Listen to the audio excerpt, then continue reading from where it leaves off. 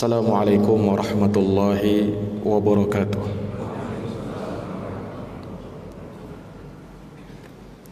Innal hamdalillah nahmaduhu wa nasta'inuhu wa nastaghfiruh wa na'udzu billahi min shururi anfusina wa min sayyiati a'malina. May yahdihillahu fala mudilla lahu wa man yudlilhu fala hadiya lahu. Asyhadu an la ilaha illallah wahdahu la syarika lah wa asyhadu anna Muhammadan abduhu wa rasuluh. Allahumma salli wa sallim wa zid wa barik wa an'im ala nabiyyina Muhammadin wa ala alihi wa sahbihi ajma'in. Amma ba'd. Ma'asyaral muslimin wal muslimat, hadirin wal hadirat, jamaah salat subuh yang berbahagia. Alhamdulillah, puji syukur kita panjatkan kehadirat Allah Subhanahu wa taala Rabbul alamin atas berkat rahmat, taufik, hidayah, inayah dan riayahnya kita dapat berkumpul menjalankan salat subuh berjamaah di masjid yang mulia ini.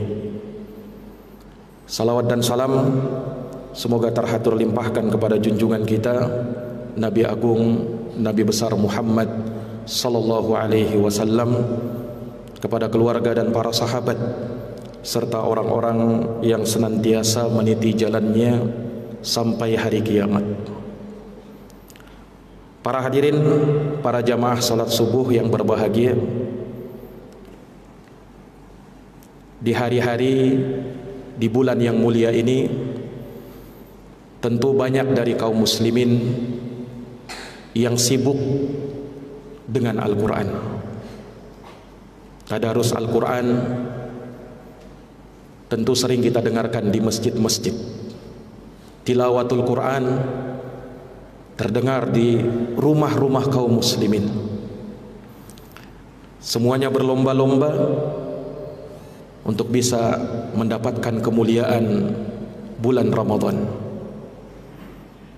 Karena memang satu dari amalan mulia di bulan mulia ini adalah membaca Al-Quran.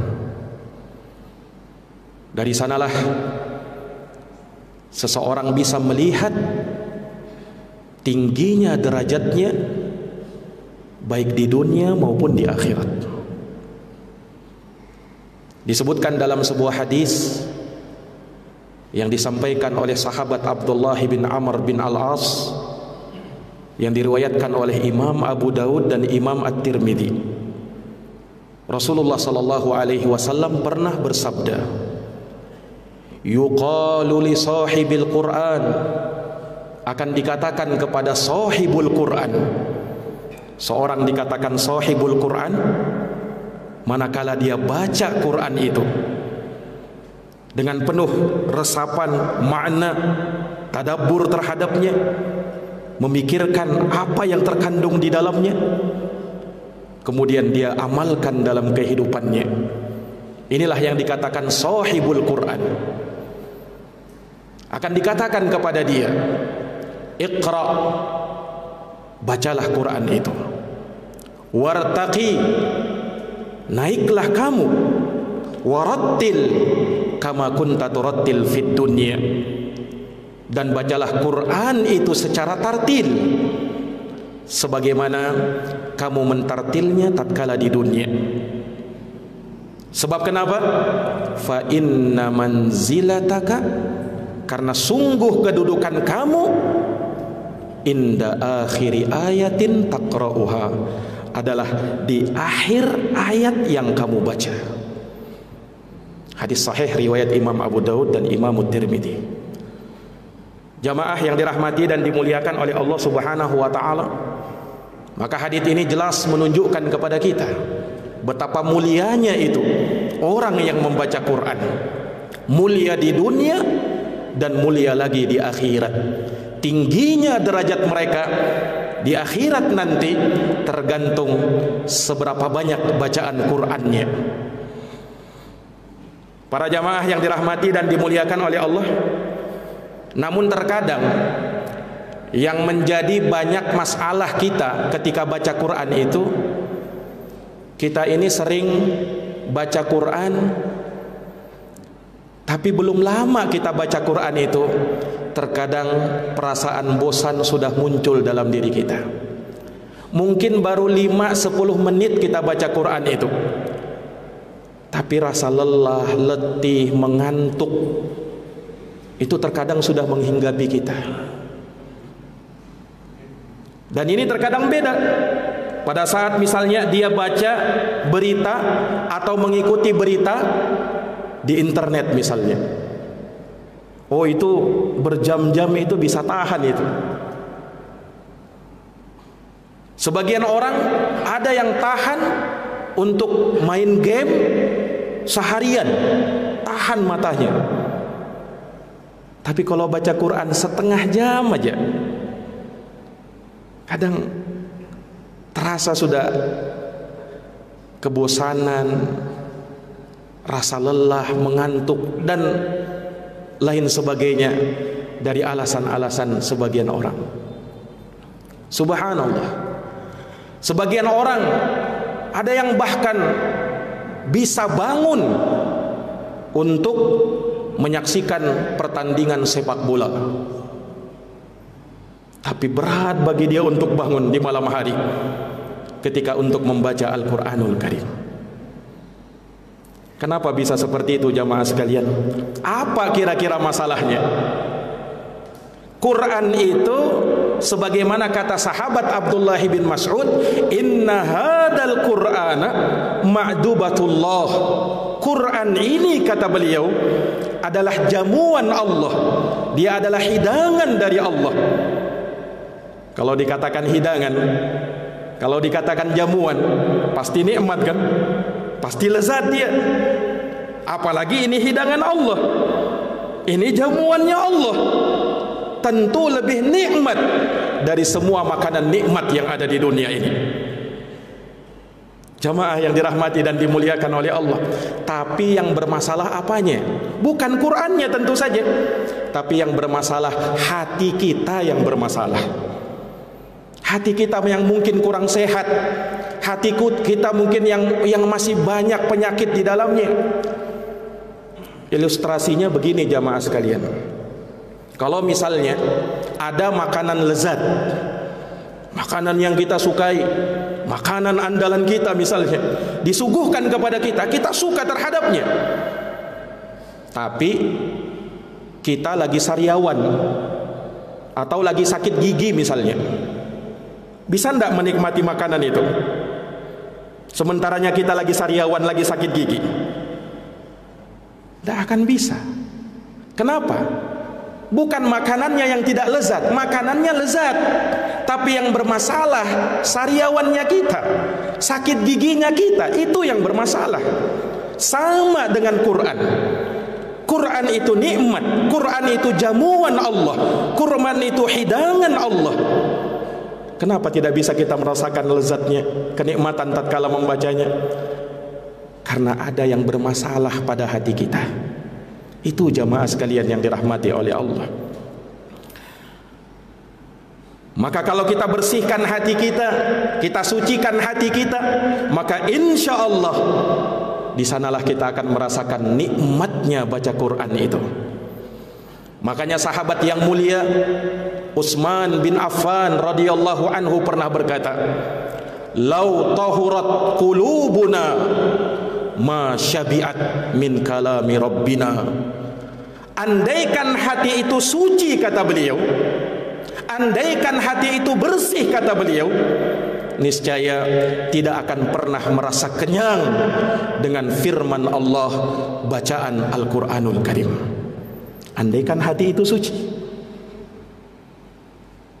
Ini kata sahabat Utsman bin Affan radhiyallahu anhu, dan beliau sendiri yang mengucapkan kalimat itu, beliau termasuk dari orang yang dianugerahkan oleh Allah nikmatnya membaca Quran.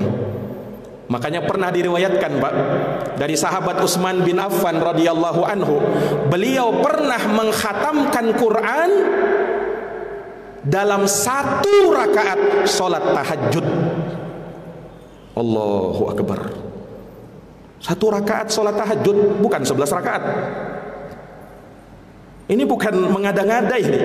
Benar riwayat dari beliau, sahabat Utsman bin Affan. Apakah beliau tidak capek, tidak lelah? 30 juz ini tidak mengantukkah?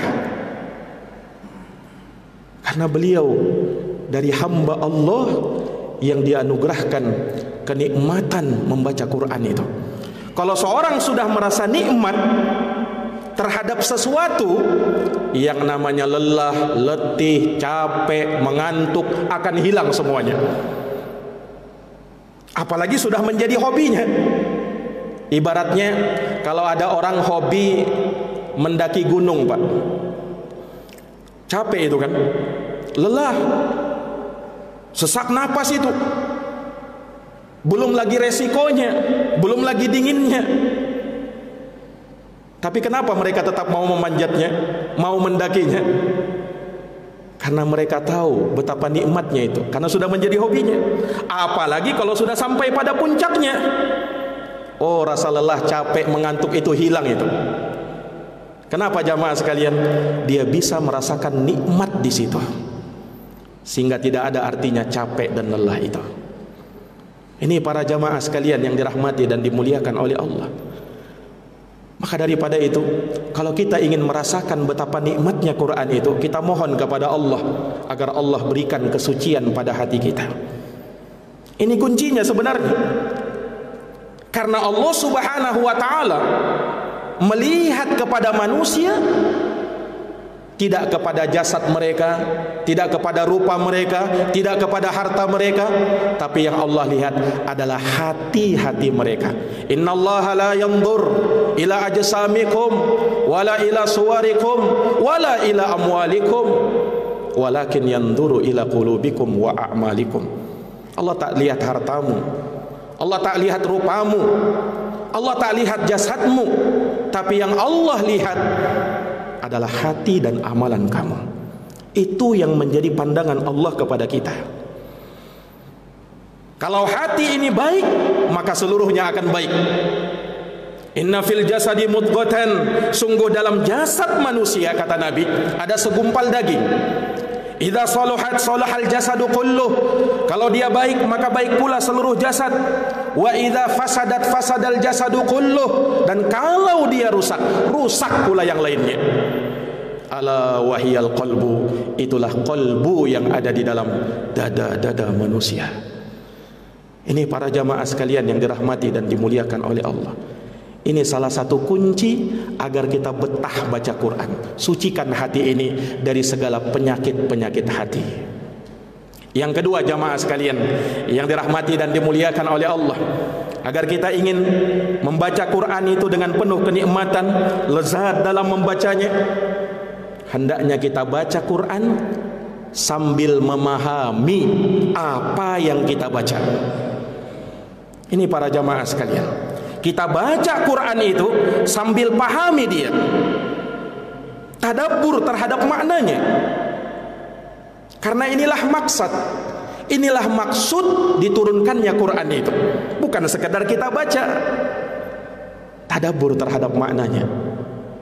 Makanya inilah yang Allah Subhanahu wa ta'ala ulang-ulang, afala yatadabbarunal Qur'an walau kana min 'indi ghairillah lawajadu fihi ikhtilafan katsira. Tidakkah mereka tadabbur terhadap ayat-ayat Quran? Andaikan Quran itu turun dari selain Allah, niscaya mereka akan mendapati perselisihan yang banyak di dalamnya. Afala yatadabbarunal Qur'an am 'ala qulubin aqfaluha? Tidakkah mereka tadabbur terhadap ayat-ayat Quran, atau di dalam hati mereka sudah terdapat gembok yang menutup rapat hati mereka sehingga tidak lagi bisa menerima hidayah dari Allah Subhanahu wa ta'ala. Betul jamaah sekalian, kalau kita baca Quran sekalipun kita tidak paham maknanya, Allah Subhanahu wa ta'ala tetap berikan pahala. Huruf demi hurufnya dihitung sebagai kebaikan. Tetapi kita juga diperintahkan untuk membaca Quran itu dengan penuh tadabbur. Warattilil Qur'ana tartila, bacalah Quran itu dengan tartil. Dengan tartil maksudnya dengan perlahan-lahan membacanya, jangan terburu-buru, penuh resapan makna, dalami dia. Ini jamaah sekalian yang dirahmati dan dimuliakan oleh Allah, sehingga Quran itu betul-betul menjadi hidayah bagi diri dan hidup kita, petunjuk bagi jalan hidup kita. Jamaah yang dirahmati oleh Allah. Nah, dengan tadabburlah kita bisa merasakan nikmatnya baca Quran itu. Ilustrasinya seperti ini jamaah sekalian. Kita ini misalnya suka baca buku cerita, suka sekali baca buku cerita misalnya. Ada buku cerita kita baca, tapi kita tidak paham maknanya. Bisa tidak kita merasakan nikmatnya baca buku cerita itu? Atau misalnya kita suka baca buku cerita, tapi buku cerita yang kita baca berbahasa Inggris. Nah, kitanya tidak paham bahasa Inggris itu. Bisa tidak merasakan nikmatnya baca buku cerita yang berbahasa Inggris sementara kita tidak paham bahasa Inggris itu? Kan tidak bisa. Demikian juga Quran jamaah sekalian. Tapi coba lihat, kalau dia paham isi buku ceritanya, oh biar berjilid-jilid itu pasti dia akan ikuti sampai selesai pokoknya. Kenapa? Karena dia paham, tahu jalur ceritanya. Nah, Quran itu sepertiganya berisi cerita, kisah-kisah umat-umat terdahulu. Para jamaah yang dirahmati oleh Allah, kalau kita merasakan dan bisa memahami Quran itu, maka insya-Allah taala nikmatnya Quran, lezatnya baca Quran itu pastilah akan kita rasakan. Jamaah yang dirahmati dan dimuliakan oleh Allah, makanya agar kita bisa merasakan nikmatnya baca Quran, maka tadabburi maknanya, pelajari isi kandungannya dengan memahami arti dan maknanya. Lihat buku tafsir para ulama terkait dengan Quran itu. Sangat banyak para ulama kita mengarang kitab-kitab tafsir, menjelaskan isi kandungannya, luar biasa maknanya. Dan itu kita awali dengan kita belajar bahasa Arab. Dengan kita belajar bahasa Arab, karena Quran berbahasa Arab, dan bahasa Arab itu bahagian dari agama kita. Maka jangan sampai antipati dengannya. Ada sebagian orang, Pak, kalau kita ngomong Arab kadang sedikit saja, apa dia bilang? Oh, jangan ke Arab-Araban lah. Subhanallah. Jamaah yang dirahmati dan dimuliakan oleh Allah, sahabat Amirul Mu'minin Umar bin Khattab radhiyallahu anhu pernah berkata, "Ta'allamul Arabiyyah fa innaha juz'un min dinikum." Pelajari bahasa Arab itu karena dia bahagian dari agamamu. Inna anzalnahu Qur'anan Arabiyya la'allakum ta'qilun.